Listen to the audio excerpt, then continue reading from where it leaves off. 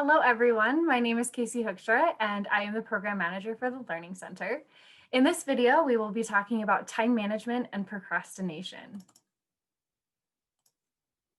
So I want us to think before we get started, what are you currently doing to manage your time? And what works for you and what doesn't work for you? Take a minute, pause the video, just be really honest with yourself and think through what your time management skills are, or maybe set some goals of starting to time manage. So we're going to break this up into the difference between long-term planning and short-term planning. Since we are in a college setting, it's a lot easier for us to think of time by semesters, but we can also think of it month by month. So some ways to long-term plan, make sure that we have like a calendar or a planner, somewhere that we can write down and see everything that's going on in our schedules. I personally really prefer having an online calendar to a physical calendar because I'm very forgetful. And I also don't like having to carry something around with me all the time. I also really like that with online calendars, you can move stuff around if you need to. You can set reminders, you can color code stuff, all this really awesome things that you can do with an online calendar. With your Umail account, you do have access to the Outlook calendar. You can also use Google Calendar if that's what you prefer, or any other calendar system. When we think of long-term planning, it's important for us to write down really big, important events.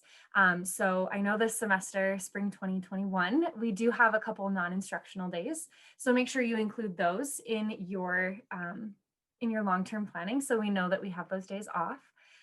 It can also be important to write down finals, or if you have a week that you're going to be out, make sure you include that so you know to get stuff started ahead of time. When we think of long-term planning, some tasks can seem really daunting. If we have a really big project that's due and we don't even know where to start, it can be really hard for us to actually get started on it. So make sure that we break those large tasks into smaller tasks that are more manageable, and then set goals for that. So if I have a paper that's due next week, Friday, I want to break that down into my tasks of saying, I need to choose a topic. I need to find some sources. I need to write an outline. I need to write my first draft. I'll need to bring it to the writing center and have them check it out, and then my final draft, and make sure that I edit that as well. So breaking it down into those smaller tasks, we can say, look, it's not this huge thing that I'm so scared of. It's all these little things that are super easy for me to do. That can help us set those goals and stay on track. One other way that we can do it is by having a reverse to-do list. So instead of saying, I'll get started when I get started, and then I'll break it up into these mini tasks, we look at when we want to be finished by. So if my paper's due next week, Friday, what do I need to have done by Thursday, right? So I need my final draft so I can do one final look through. If that's due, if I need to do that by Thursday, maybe Wednesday or Tuesday, I need to bring it into the writing center. So someone has time to look over it and give me some suggestions. So if I want to turn it into the writing center on Tuesday, I should probably have my rough draft done by Monday, right? And then from there, maybe on Sunday or Saturday, I can sit down and write that outline and find my sources so that I know what's going on. So maybe today I should probably figure out what my topic for this paper is going to be.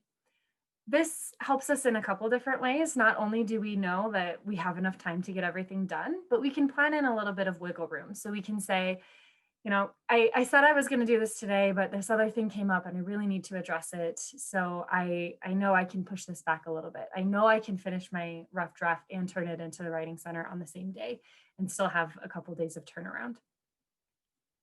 The last thing with long-term planning is just making sure that we create accountability, whether that's holding ourselves accountable or having an accountability buddy that holds us accountable and makes sure that we're staying on task, whether that's a friend, family member, a calendar, anything like that. There are some studies that show us that by sharing our goals with other people, the praise that they give us gives us the same satisfaction if we had actually completed that goal. So just make sure that you really know yourself and know this is something that I need to do. This is how I'm going to create that accountability, and this is how I'm going to follow through. Managing your time actually is a time-consuming activity at the beginning, but it's totally worth it in the end. So making sure that we're respecting the time that we set for ourselves and owning it, saying, I said I was going to do this, so I make sure that I'm following through on that. So now we're going to switch over to short-term planning. So this can be day by day, week by week, 2 weeks at a time, whatever that looks like for you. When we short-term plan, we need to be organized. We need to get everything in one spot so we know what's coming up. So if we've already long-term planned, this is really helpful for us when we're short-term planning because we can see all the stuff that's coming up. We know what's going on and we can set that to-do list from there. We also need to prioritize for short-term planning. So when we look at everything that we have to do, all of our commitments, making sure that we're putting in the stuff that can't be moved, so our work and our class times. If you do have a class that doesn't meet synchronously, if you're able to watch the videos whenever you want, it can be helpful for us to plan and say, this is actually when I'm going to have that be my class time, so that we know that that's in our schedule every week. And then from there, we can plan our studying and say, this is a little bit more movable, and then our social activities, which are a lot more movable. This is where, when we're long-term planning and we're setting those short-term goals, this is going to come in handy. We're going to have those short-term goals so that we can stay focused, that we're making forward progress on our assignments and our projects. We're studying all the way throughout the unit instead of just waiting and cramming at the end. A few different ways that we can remind ourselves of what we need to be doing. First is a daily to-do list. I keep a to-do list in my notebook that I have all my work notes in, just so I can say, here's what I want to get accomplished today. This is keeping me on task. And then also I get that really awesome satisfaction from crossing stuff off the list when I've completed certain tasks. Most of us, or all of us, have cell phones. We're on them quite a bit anyway, so it can be helpful for us to set a cell phone reminder. This can be helpful if we're really deep into a certain activity that we're doing and we know that we have, we scheduled this study time, so I need to get started on that study. So I'm going to have a reminder 10 minutes before so I can kind of close up that thing that I'm doing and feel like I have, a sense of accomplishment for that. And then I can also get in the mindset of what the next learning activity that I have to do is. When we short-term plan, we have to be okay with saying no. This can be saying no to things that we don't want to do, which is a really satisfying thing. But it could also be saying no to things that we really do want to do. So if you're asked to go do something with a friend, go to a concert, go out to eat, in a non-pandemic world, whatever that looks like for you, sometimes we have to look at our schedule and say, I just cannot commit to doing this fun thing right now because I have all these other things going on that I need to do. We're in college. Hopefully we're all here and our passion is to get an education and get that degree so we can do something that we love after college. So make sure that we're prioritizing our education and getting those good grades, making sure that we will be able to graduate. And then later on, we can say yes to a lot more fun things instead of having to say no to everything. And the last thing for short-term planning is make sure that you take time for yourself. It's cheesy to talk about self-care, I feel, but it is really important. We need to make sure that we're not experiencing burnout and that we're not just focusing on work, and have no social aspect to our lives. So if we plan in some time for self-care in our schedule, it can make us stay on task and it can serve as a reward for what we're doing. And then we don't have to feel guilty about going and hanging out with our friends during that time, because it's part of our schedule anyway. Since we are in college, it can be helpful for us to start our planning right away at the beginning of the semester by using the syllabus from every course that we have. I would suggest having a calendar or a planner or making a spreadsheet or whatever, and writing down every single important event from all of your syllabi in one place so that we can have a better overview of our full semester. Write down the office hours for your professors if they have them. Write down big due dates, projects, assignments, tests, anything like that. Write down the days that you don't have class so you know that you don't have to go, which is a fun reward. And then also making sure you're aware of when and where your final is, especially in this online environment. It can be confusing if we have tests that are on different platforms all the time. So just make sure you know when and where those tests are at, if they're open for a full week, if you only get the hour block to do it, or whatever that looks like. Next is knowing the best way to contact your professor. So if you have a question on an assignment and you can't continue that assignment until you get an answer, you want to make sure that you're asking that question in a way that you're going to get an efficient answer. So if your professor says, I have so many emails, it takes me a while to get through everything, I'll respond within 2 days, I'll get to it when I get to it, you've put your assignment on hold during that time. If your professor says, I love it when students text me questions, they call me and ask me the questions, because then I can just answer them right away and I know that their questions are addressed. That can be really helpful for you, and then vice versa as well. So just know how the best way to contact them is, so you can get those answers to your questions as quickly as possible. And the last thing, taking note of your syllabus, is look at how the class is weighted. Obviously, projects, assignments, tests, they're all going to be worth a different portion of your grade. And if you have a really busy week and something came up or you procrastinated and you have so much to do, it can be helpful to say, this assignment is worth 2% of my grade. I'm going to just get it done to my best ability with the time that I have, but I'm going to spend more time on this test that's worth 30% of my grade. That can help us with the prioritizing. It can help us with knowing how much time to spend on each of those learning activities as well.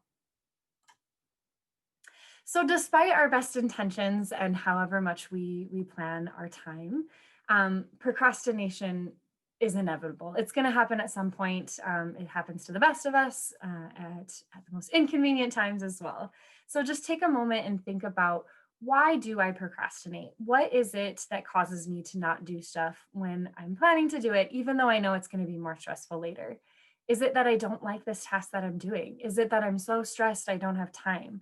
Is it that I have all these other priorities that are swirling around and I just can't figure out how to prioritize this specific activity? And then from there, we'll talk about a couple different strategies to combat that procrastination. So the first thing is, our brains are wonderful, wonderful organs in our bodies, but also they can kind of not be the best at sometimes. We can only focus on a topic for about 30 to 45 minutes at a time before our brain starts to slow down and not be as productive. So it is recommended that we study in short increments and take small breaks in between that. If we're saying that we're going to study from 1 to 4 p.m., instead of saying I'm going to study for that full 3 hours and not take a single break, it can be helpful to say I'm going to study for 45 minutes and take a 10-minute break. And then I'm going to study for 30 minutes and take a 5-minute break. And then I'll go back and study for 45 minutes again. But having some sort of plan where really listening to your brain, and when you notice that you're slowing down and things aren't making as much sense or it's harder to focus, allowing yourself to take a break. And making sure that what we do during that break time is something that actually removes us from that situation and gives our mind time to process. And then we can come back and hopefully feel more refreshed. So if you're studying on your computer, trying to get up from your computer, walk around, go get a drink, get some food, actually move around and do something different. Next is reward yourself once you've completed something, but really be aware of the time that you're spending on that reward. If we're studying for 10 minutes and rewarding ourselves with an hour of TV or whatever, that might not be the best use of our time. So maybe trying to flip it around and saying, if I study for about this 3 hours, if I say I'm going to study from 1 to 4, I can watch an episode of something on Netflix. I can watch a movie. I can hang out with my friends for a little bit. But really being aware of that time and then holding yourself accountable to going back to your learning activity after. Next is, don't think about it, just do it. The hardest part is getting started. So a study was done of a group of people who were procrastinating certain tasks. They were told to work on a task for 5 minutes, and then if they wanted to continue, they could. If they wanted to stop, they could also stop. 80% of those people that started that 5 minutes continued on doing what they were doing. So a lot of time it is just, I just don't want to do it. But if I tell myself I'll start working just a teeny bit, I'll just do one small piece of this. That can help give us that motivation to continue on. We realize the task isn't as bad as I thought it was going to be. I feel really good that I've accomplished this small thing. I want to feel more accomplished, so I'll just continue. The last thing is to find the perfect study area so that you can be the most productive. Again, with being in this online environment, it can be really hard to separate work and school and free time because it's all in the same space. So just making sure that you say, this is the space that I'm going to study in. I'm going to put all my distractions away. I'm going to make everyone around me go somewhere else or be quiet, or I'm going to go somewhere else, so I can stay productive and I can use that time really well. And then when I'm done, I can take that break and feel rewarded and feel removed from that mindset. The Learning Center is a really great place. I would definitely recommend checking out our individual tutoring and our learning consultations. Both are free to currently enrolled University of Utah students. This is a great place that you can go to ask questions about specific content, but also to have someone hold you accountable, to make sure you're studying, to offer different study strategies, and really keep you on track to make sure that you're succeeding in your courses. So our website is learningscenter.utah.edu. You can also give us a call or email us at learningscenter@utah.edu.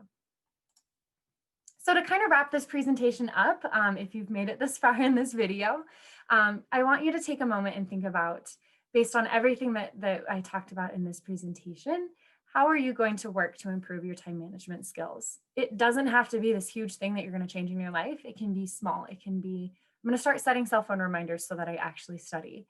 I'm going to review my information throughout the entire unit instead of waiting to the end. I'm going to look at my syllabus every day before class. I'm going to start using a calendar. All these small things really build up to make sure that we are succeeding as much as we can in this college setting, as well as in life after college as well. I really hope that you found something helpful in this presentation and that you'll be able to improve your time management skills and feel like you've succeeded in doing so. Thank you.